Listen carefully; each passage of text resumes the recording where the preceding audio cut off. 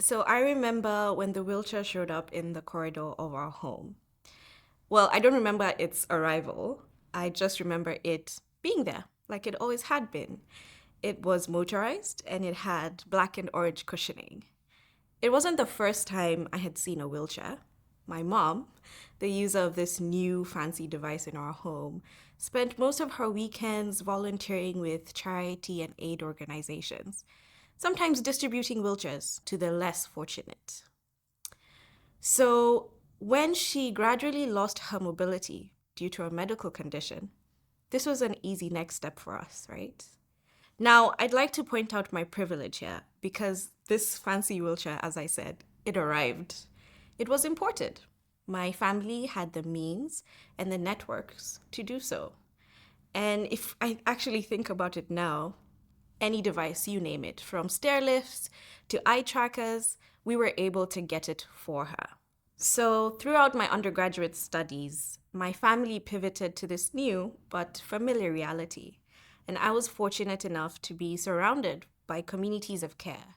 This allowed me to continue my education abroad while my mom was being cared for back in Kenya.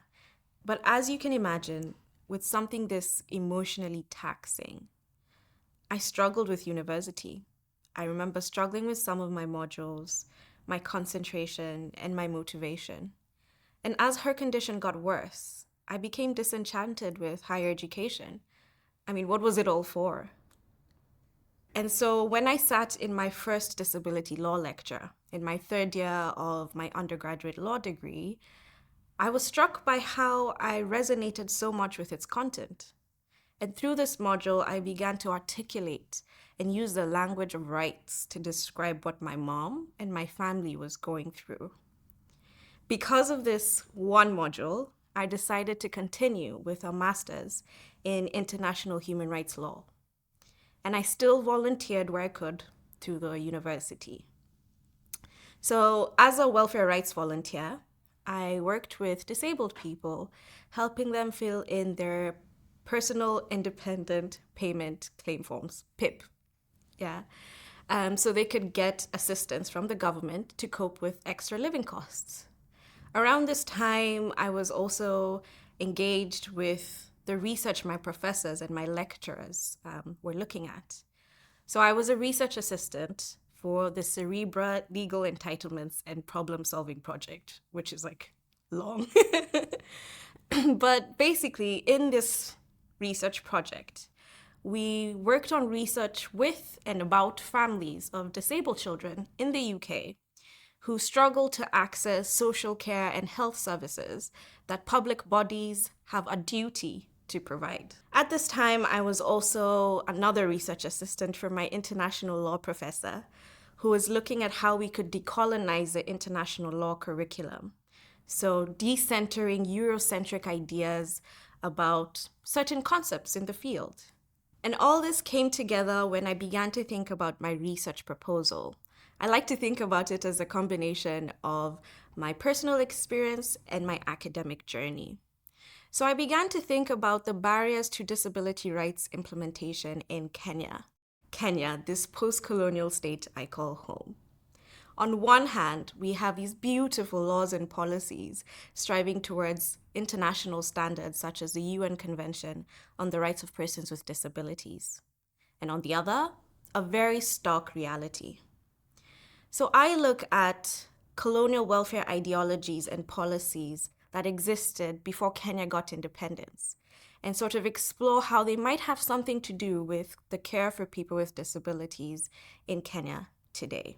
I also explore ideologies and structures, education and health institutions, and how people with disabilities and their families interact with them. As part of my fieldwork, I interviewed caregivers of children with disabilities in low-income settlements in Nairobi. Basically had chats with them about what it meant to seek education for their children, seek healthcare, face discrimination on transport every day in their care journeys. In one instance, I interviewed this phenomenal caregiver, a mother, Winnie, not her real name.